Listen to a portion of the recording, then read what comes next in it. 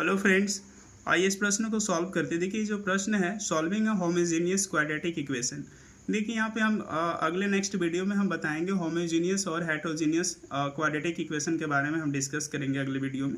But यहाँ पे फिलहाल आप ये समझिए कि होमोजेनियस हो या हेटेरोजेनियस इक्वेशन हो, ये दोनों क्वाड्रेटिक ही इक्वेशन होता है और इक्वेशन ही है।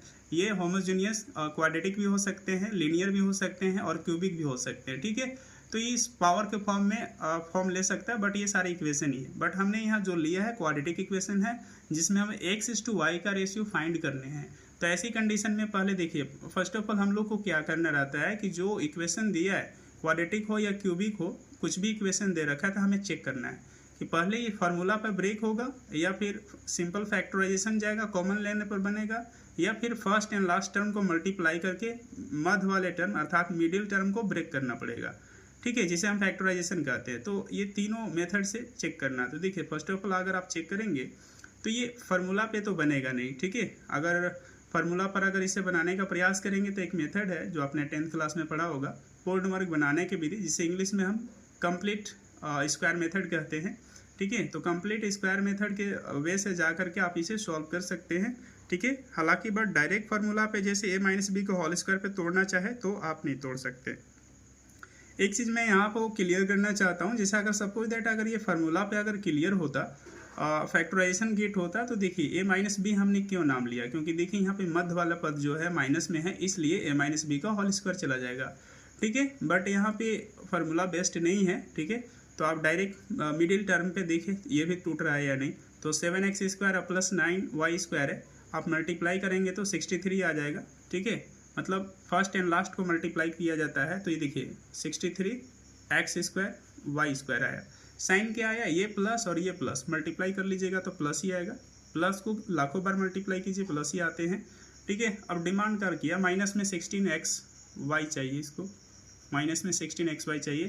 तो देखिए इसको फैक्टर निकालिए, तो आपको मालूम है इस सेम जो 9 और 7 है, 9 7 63 या 9 7 63 आता है, आप इसी से आप काम चल जाएगा। ठीक है, तो हमने वही राइट किया यहाँ पे, देख लीजिए। और एक चीज़ और मैं क्लियर करता हूँ कि ये पॉसिबिलिटी फैक्टर 63 को और भी हो सकते हैं, बट जो फैक्टर से हमें फ़ायदा होता है उसी का हम यूज़ करके यहाँ पे ब्रेक करते हैं। तो हमने राइट किया 7x² माइनस 7xy, क्योंकि फर्स्ट एंड लास्ट टर्म आपको सेम राइट करना है, 9y² 7x², मैंने सेम राइट किया। अब यहाँ पे ये देखना है कि माइनस 7xy है, माइनस 9xy है। तो एक चीज़ और थोड़ा सा आप यहाँ से सीखेंगे कि माइनस 9xy इधर क्यों ना हमने राइट किया। तो देखिए हमें कॉमन लेने में थोड़ा आसानी होगा, इसलिए 7xy के राइट किया। अगर 7xy यहाँ पे राइट करता तो थोड़ा कॉमन लेने में परेशानी होता है, डिफ़िकल्ट प्रोसेस बन सकता था। इसलिए हमें प्रश्न को सॉल्व करते समय हमें ज़्यादा प्रोसेस को लेंदी नहीं करने, कम्प्लेक्स नहीं करने, ज़्यादा से ज़्यादा प्रयास करना है कि हमारा प्रोसेस सिंपल हो। ठीक है, मैथमेटिक्स का देखिए फ्लो यही होता है कि मैथमेटिक्स प्रोसेस को आप सिंपल ही रखें, ज़्यादा कम्प्लेक्स करने का प्रयास न करें, क्योंकि आप जितना भी दौड़ भाग कीजिएगा और अंततः जो आंसर आना रहेगा वही आएगा।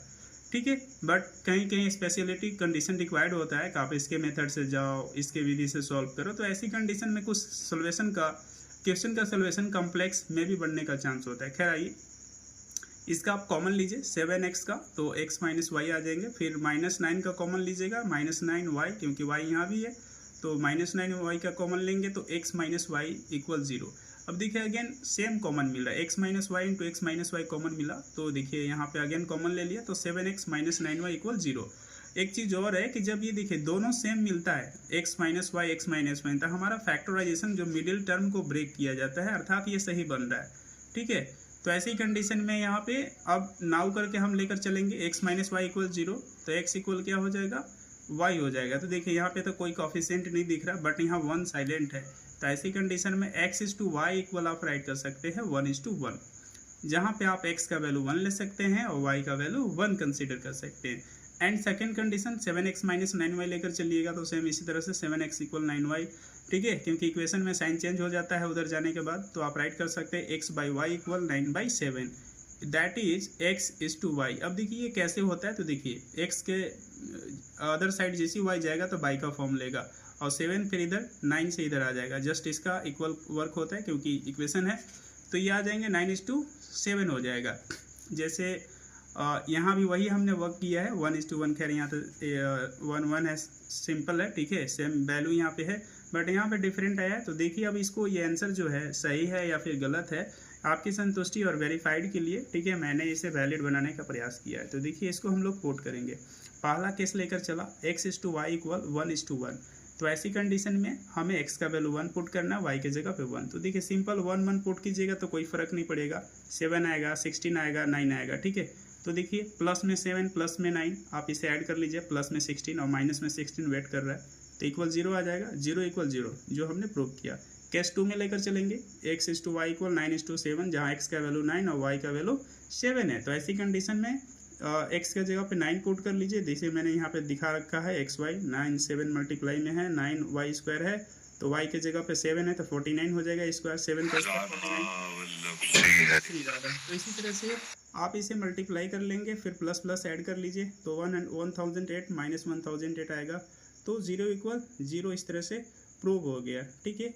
तो ये जो सोल्यूशंस है इस पार्टिकुलर क्वेश्चंस के लिए, this is the valid and this is the final answer for us, ठीक है। तो ऐसे ही क्वेश्चंस को सोल्यूशन देखने के लिए please like and share subscribe कीजिए, और रियली अगर ये सोल्यूशन पसंद पड़ता है तो please like share and subscribe अवश्य कीजिए, कमेंट कीजिए।